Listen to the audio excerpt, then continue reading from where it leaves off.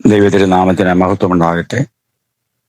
കർത്താവായ യേശുക്രിസ്തു മത്തായി സുവിശേഷം 7-15 പറഞ്ഞ കള്ളപ്രവാചകന്മാരെ പറ്റിയുള്ള തിരുവചന ഭാഗത്തോടുള്ള ബന്ധത്തിൽ നാം ചിന്തിച്ചു വരികയായിരുന്നല്ലോ.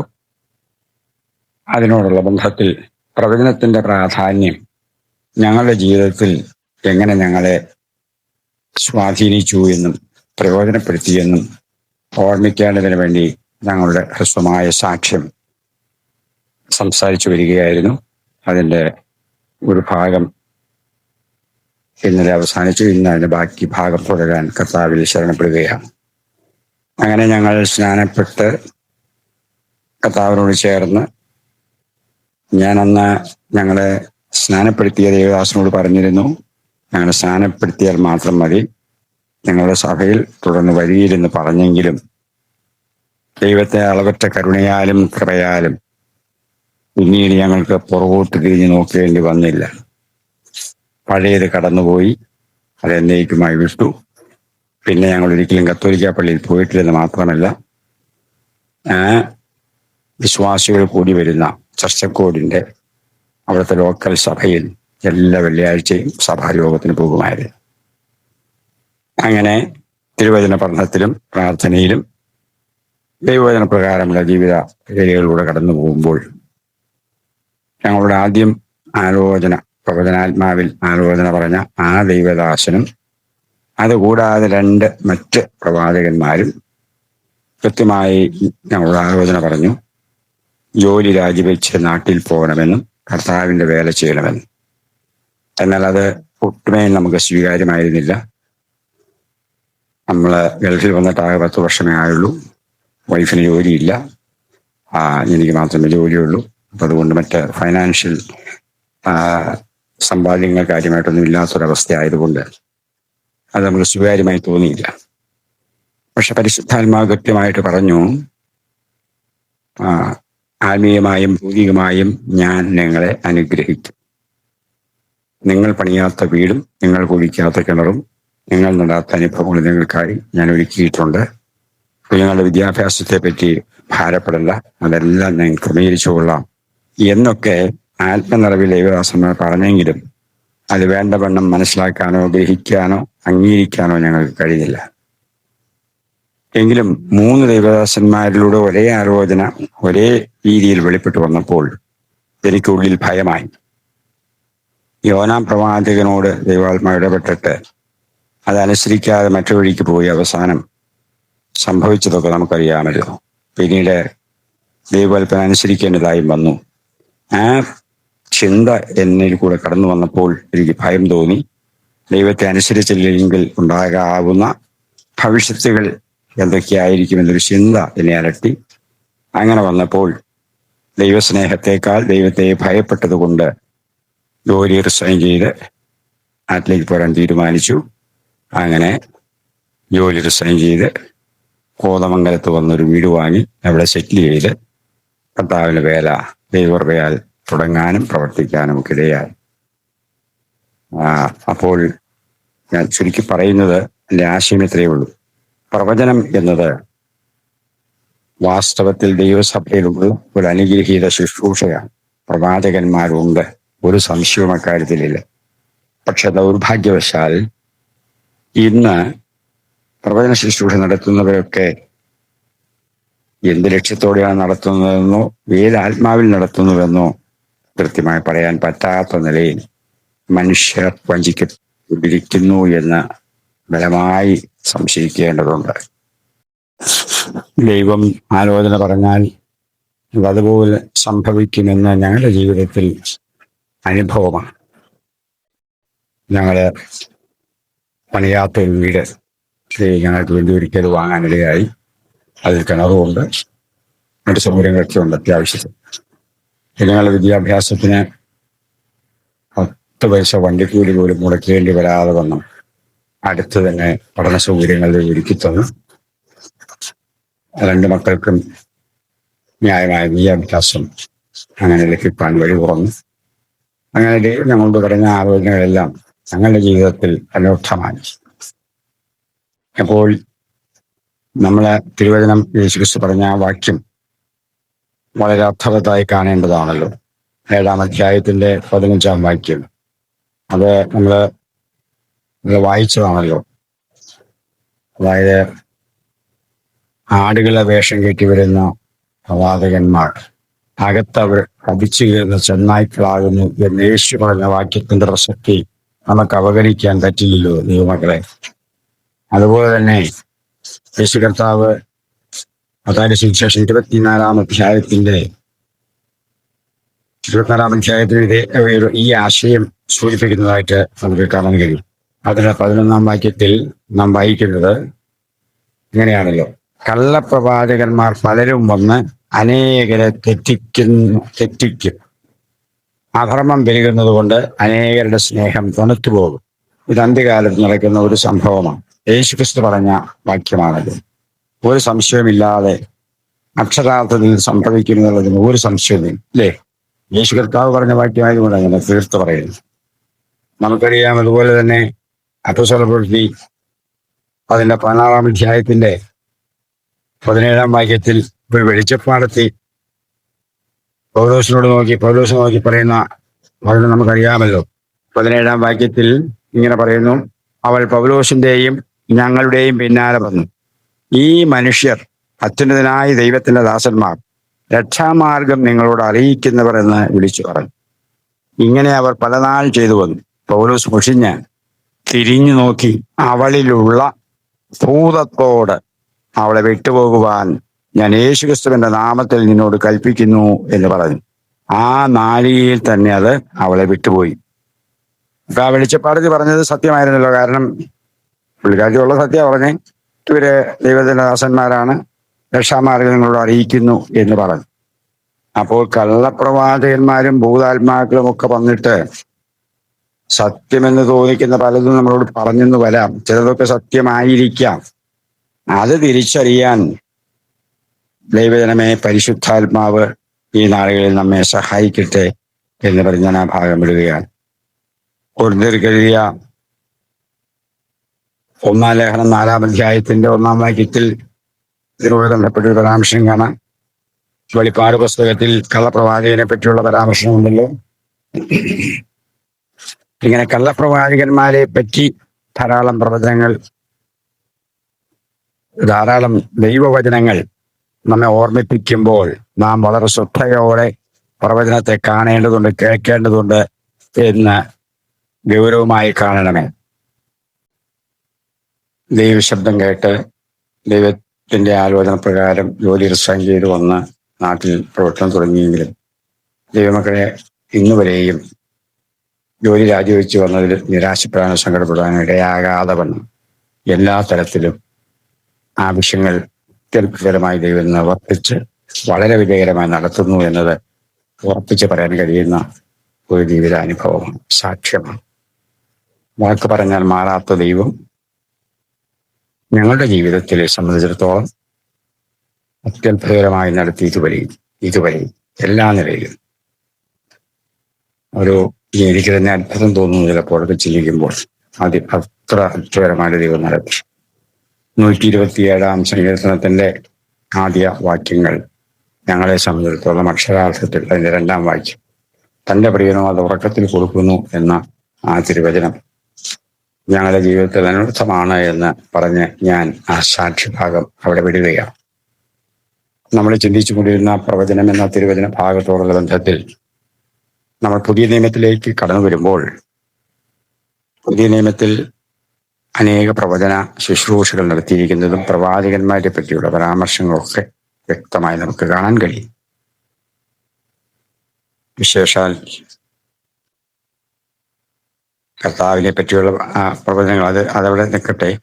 നമുക്ക് പുതിയ നിയമത്തിൽ നോക്കുമ്പോൾ സ്നാപയോഹന്നാൻ ഒരു പ്രവാചകനാണ് എന്ന് കൃത്യമായിട്ട് നമുക്കറിയാമല്ലോ.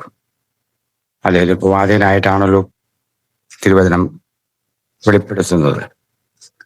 ലൂക്കോസ് 1:67 അതുപോലെ അതിൻ്റെ ഒന്നാം അധ്യായത്തിൽ ലൂക്കോസ് 1:76 വാക്യത്തിലുമൊക്കെ ഈ പരാമർശങ്ങൾ കൃത്യമായിട്ട് കാണും.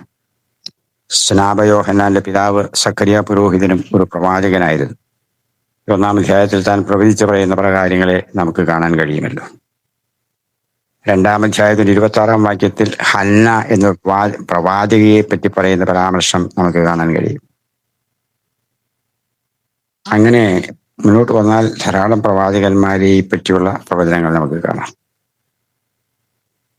കൃപാവരങ്ങളുടെ ഒരു പട്ടിക തന്നെ കൊരിന്ത്യർക്ക് 1 ലേഖനം 12 അധ്യായത്തിൽ 4 മുതൽ 14 വരെയുള്ള വാക്യങ്ങളിൽ നമുക്ക് വായിക്കാൻ കഴിയുമല്ലോ. എന്നാൽ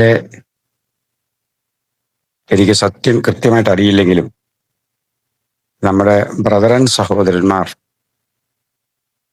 പ്രവചനപരം നീങ്ങിപ്പോയി എന്ന് വിശ്വസിക്കുന്നു എന്ന് ഞാൻ പറഞ്ഞു കേട്ടിട്ടുണ്ട്. എനിക്ക് അറിയില്ല അതിന്റെ സത്യാവസ്ഥ. എനിക്കത് വിശ്വസിക്കാൻ അല്പം പ്രയാസമാണ്. കാരണം എൻ്റെ അറിവിലും അനുഭവത്തിലും ബ്രദറൻ സഹോദരന്മാർ പെന്തിക്കോസ്ത് വിശ്വാസികളെക്കാൾ വചനത്തിൽ ആഴമായ അറിവും പരിജ്ഞാനവും ഉള്ളവരാണെന്നാണ് എനിക്ക് തോന്നുന്നത്. ഞാൻ കഴിഞ്ഞ ഏതോ ഒരു എപ്പിസോഡിലൊന്ന് ഹിന്റ് ചെയ്തല്ലോ, ആ സഭയുടെ ചട്ടക്കൂട്ടുകളൊക്കെ കൂടുതൽ വചനബന്ധിതമായിട്ടാണ് നടക്കുന്നത്. പെന്തിക്കോസ്ത് സഭകളിലെ പോലെ വാളെടുക്കുന്നവനെല്ലാം വെളിച്ചപ്പാടൻ എന്ന നിലയിൽ പോകുന്ന ഒരു പശ്ചാത്തലം ബ്രദറൻ അസംബ്ലിയിൽ ഇല്ലെന്നാണ് എൻ്റെ അറിവ്. പ്രാദേശിക സഭകൾ സംഘടിച്ച് അതിൽ നിന്ന് പ്രാർത്ഥിച്ച് ദൈവനിയോഗം പാലിച്ച് ദൈവദാസന്മാർ, അതായത് സഭാ നേതൃത്വം മൂപ്പന്മാരൊക്കെ തിരഞ്ഞെടുക്കുന്ന രീതിയാണ് ഉള്ളതെന്നാണ് എനിക്ക് തോന്നുന്നത്. ഏറ്റവും എന്നെ ആകർഷിക്കുന്ന ഒരു വിഷയം പ്രാദേശിക സഭയ്ക്ക് ആ സഭയുടെ അസംബ്ലി അതിന് വേറെ പ്രത്യേകിച്ച് കൊടുത്ത് ഷാലെന്നോ അല്ലെങ്കിൽ ഗിൽഗാലെന്നോ അങ്ങനെയുള്ള വേറൊന്നും ഇട്ട് തിരുവചനത്തെ കൂട്ടിമാറ്റി കളയാറില്ല എന്നത് കൊണ്ട് അവർ, അതായത് ബ്രദറൻ സഹോദരന്മാർ, കൂടുതൽ വചനത്തിൽ തീക്ഷ്ണതയുള്ളവരും വചനബന്ധിയായി ജീവിക്കുന്നവരുമാണെന്നാണ് എൻ്റെ ഒരു നിഗമനം. പക്ഷേ ഞാൻ കേട്ടുള്ള അറിവ് വെച്ച് നോക്കിയാൽ പ്രവചനപരവും അന്യഭാഷയും ഒക്കെ നിന്നുപോയി എന്ന് പറയുന്നുണ്ടെന്നാണ് കേൾവി. അതിൻ്റെ സത്യാവസ്ഥ എനിക്ക് കൃത്യമായിട്ട് അറിയില്ല. കേൾവി വെച്ച് ഞാനൊരു പരാമർശം നടത്താതിരിക്കുന്നതും ശരിയല്ലെന്ന് തോന്നുന്നത് കൊണ്ട് ഞാൻ ആ ഭാഗത്തേക്ക് ഒരു മിനിറ്റ് വരികയാണ്.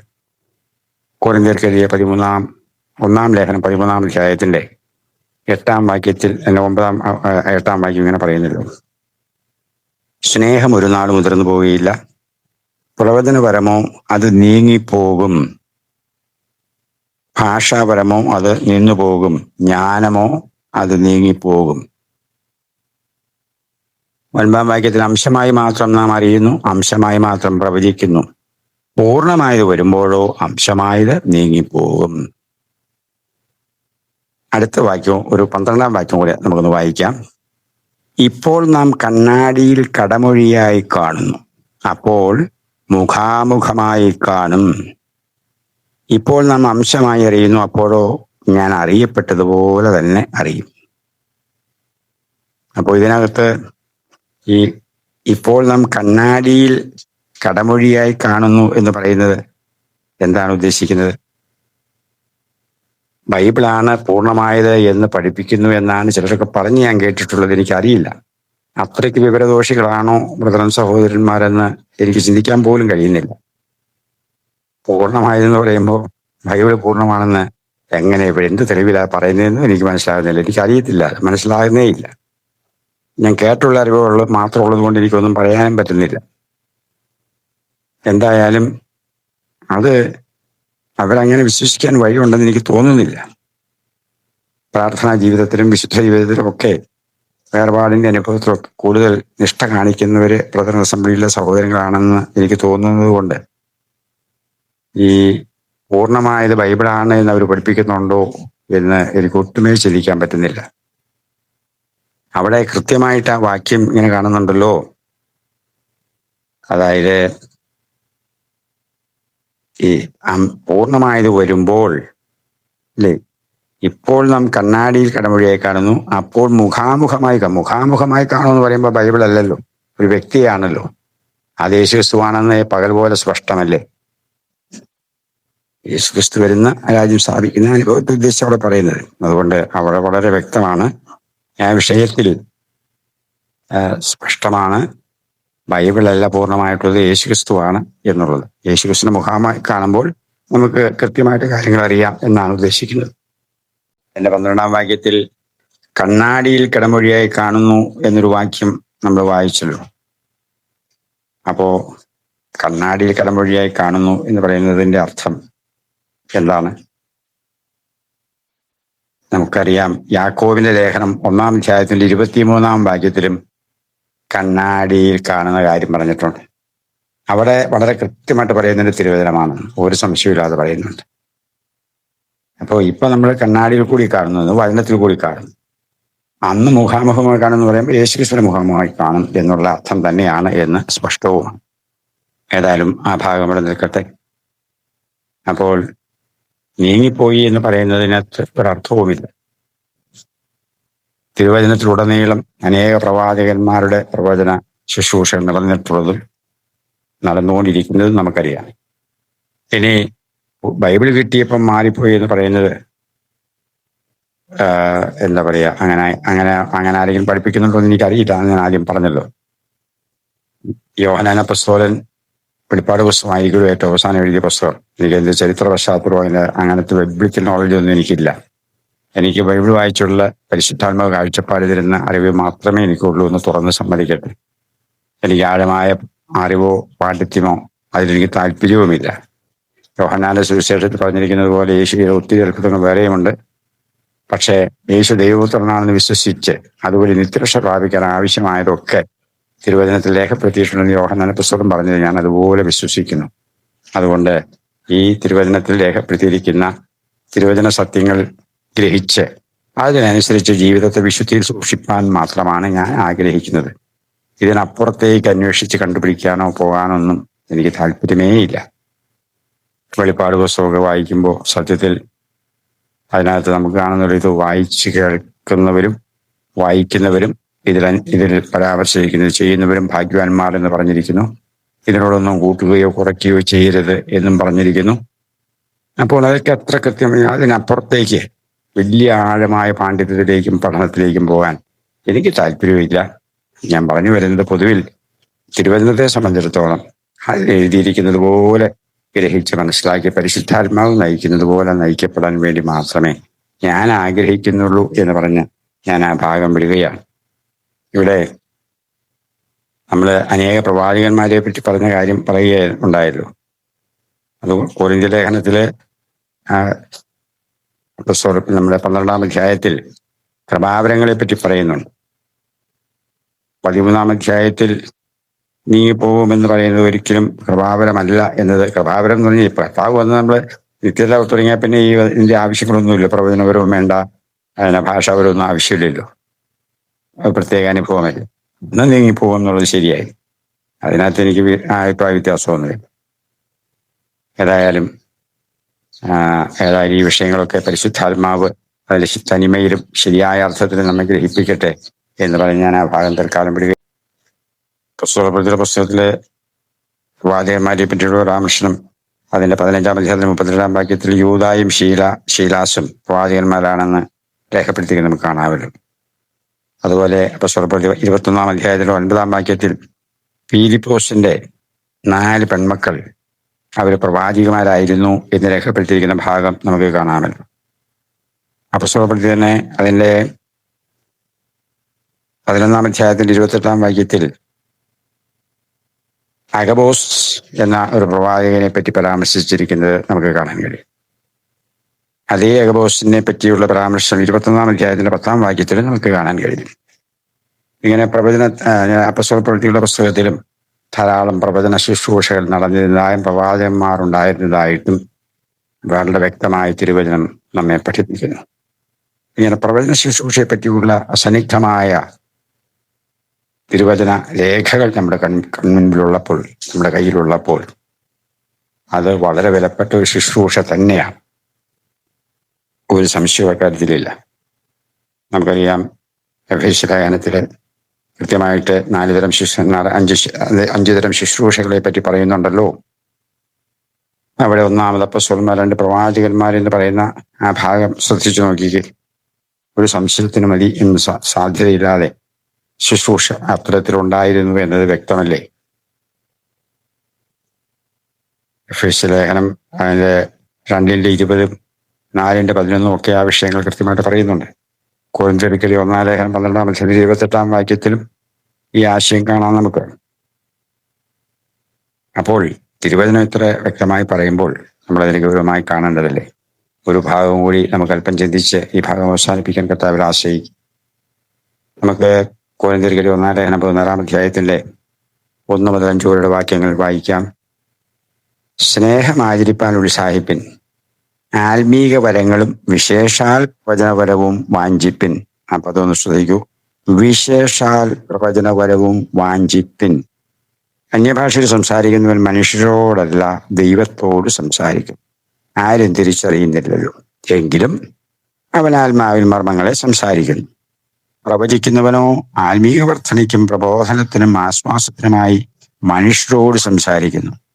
അന്യഭാഷയിൽ സംസാരിക്കുന്നവൻ തനിക്ക് താൻ ആത്മീക വർധന വരുത്തും, പ്രവചിക്കുന്നവൻ സഭയ്ക്ക് ആത്മീക വർധന വരുത്തും. നിങ്ങൾ എല്ലാവരും അന്യഭാഷയിൽ സംസാരിക്കണമെന്നും വിശേഷാൽ പ്രവചിക്കണമെന്നും ഞാൻ ഇച്ഛിക്കുന്നു. അന്യഭാഷകൾ സംസാരിക്കുന്നവൻ സഭയ്ക്ക് ആത്മീക വർധന ലഭിക്കേണ്ടതിനെ വ്യാഖ്യാനിക്കുന്നില്ലെങ്കിൽ പ്രവചിക്കുന്നവൻ അവനേക്കാൾ വലിയവൻ. പൗലോസ് കൃത്യമായിട്ട് പ്രവചനപരത്തിന്റെ ആവശ്യകതയും അതിന്റെ പ്രാധാന്യവും ഇവിടെ എടുത്തു കാണിക്കുന്നുള്ള ദൈവങ്ങൾ എത്ര കൃത്യമായിട്ടാണ് ആ ഭാഗം ഇവിടെ പറഞ്ഞിരിക്കുന്നത്. അതുകൊണ്ട് അതിനകത്ത് പിന്നെ ഒരു വിശദീകരണം ആവശ്യമില്ലല്ലോ. അതിന് തന്നെ 24 വാക്യം വായിക്കുമ്പോൾ അവിടെ നമ്മൾ കാണുന്നത്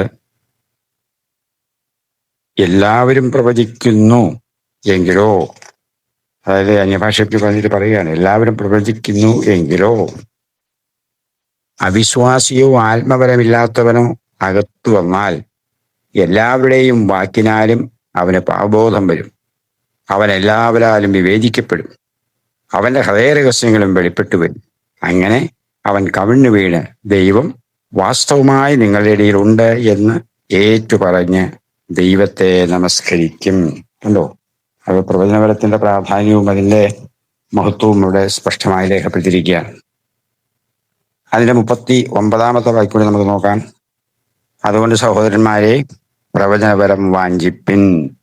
കണ്ടോ? അവിടെയും പൗലോസ് വീണ്ടും വീണ്ടും അതിനെ എംഫസൈസ് ചെയ്ത് പറയുകയാണ് പ്രവചനപരത്തിന്റെ പ്രാധാന്യം.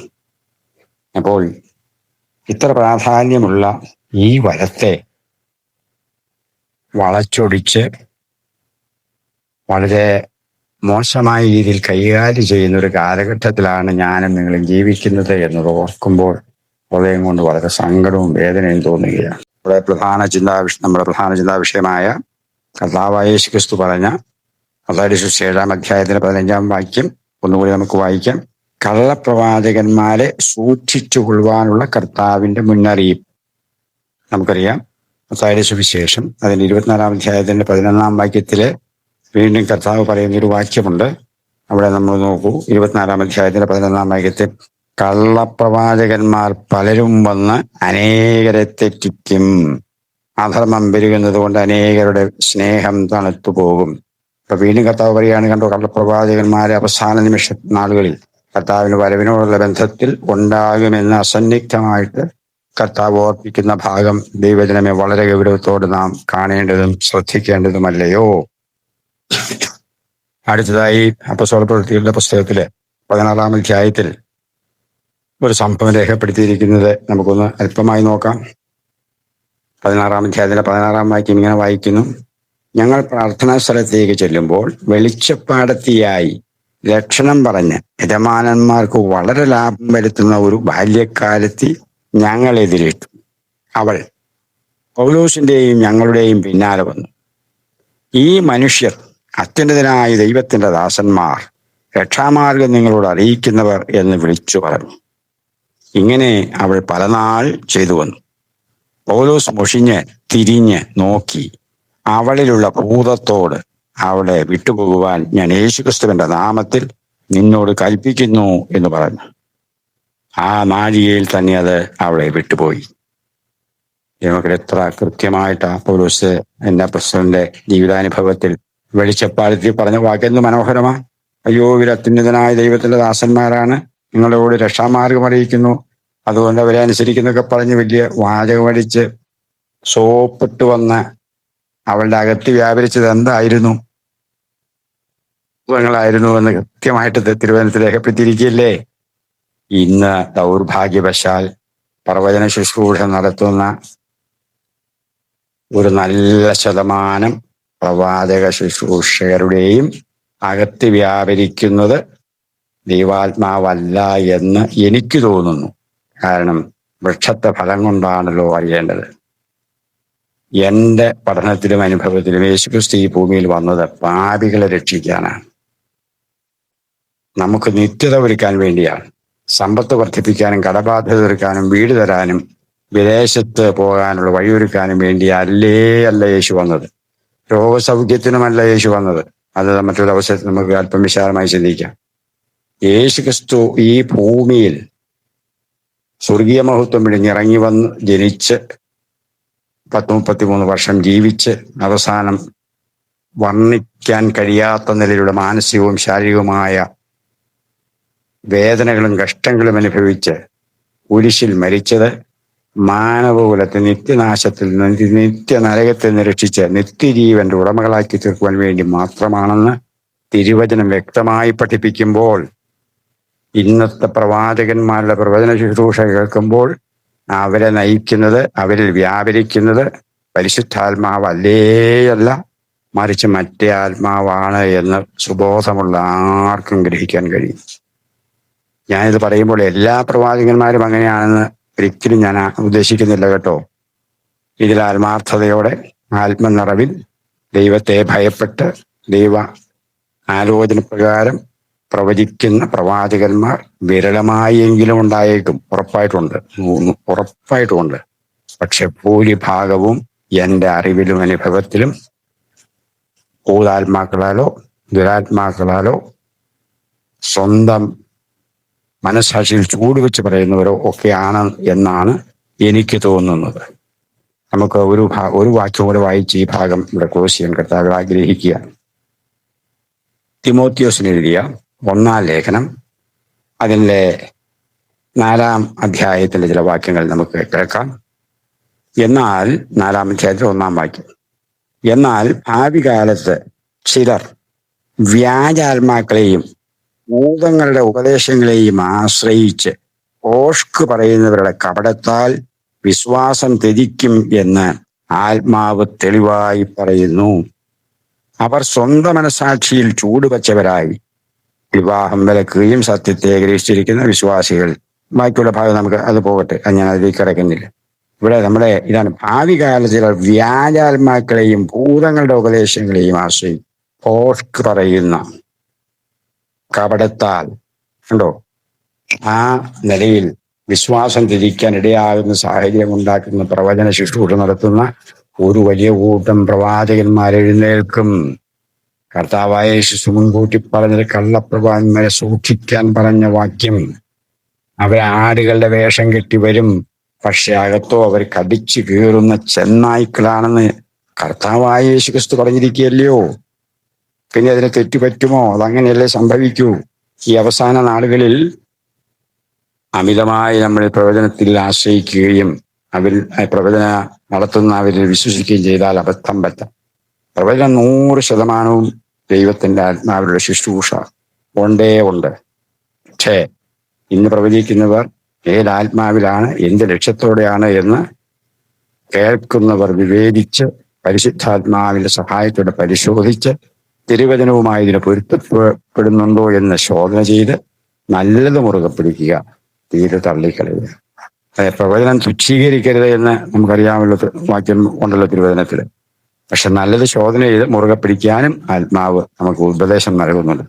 അതുകൊണ്ട് ശ്രോതാക്കളെ, നമ്മൾ ഗൗരവമായി ചിന്തിക്കേണ്ട വിഷയം ഇക്കാലത്ത് നടക്കുന്ന പ്രവചനങ്ങളെ വിവേചിക്കുകയും അവർ പറയുന്ന ആലോചന തിരുവചന വെളിച്ചത്തിൽ ശരിയാണോ എന്നുകൂടി ശോധന ചെയ്ത ശേഷമേ അതെടുക്കാവൂ എന്നുകൂടി പറഞ്ഞ് ഞാൻ ആ ഭാഗം വിടുകയാണ്. നമ്മൾ വളരെ കർത്താവിന്റെ വരവ് ഏതാണ്ട് അടുത്തിരിക്കുന്നു എന്ന സമകാലീന സംഭവങ്ങളൊക്കെ നമ്മളെ വിളിച്ചറിയിക്കുമ്പോൾ നമുക്ക് തുടർന്നുള്ള നാളുകൾ വളരെ ഭക്തിയോടും ഭയത്തോടും ജാഗ്രതയോടും കൂടി കാത്തിരിക്കാം. നമുക്കറിയാമല്ലോ, വെളിപ്പാട് പുസ്തകത്തിൽ വാക്യമുണ്ട്, വിശുദ്ധൻ ഇനിയും തന്നെ വിശുദ്ധീകരിക്കട്ടെ. അഴുക്കാടുന്നവൻ അഴുക്കാടട്ടെ. അപ്പോൾ അതുകൊണ്ട് നമുക്ക് നമ്മെ സൂക്ഷിച്ച് നിത്യതയ്ക്കായി ഒരുങ്ങുവാൻ കർത്താവ് കേൾവിക്കാരേവരെയും സഹായിക്കട്ടെ എന്ന് ആശംസിച്ചും പ്രാർത്ഥിച്ചും കൊണ്ട് ഈ ഭാഗം ഇവിടെ അവസാനിപ്പിക്കുന്നു. ഏവരെയും ദൈവം അനുഗ്രഹിക്കട്ടെ. ആമേൻ, ആമേൻ, ആമേൻ.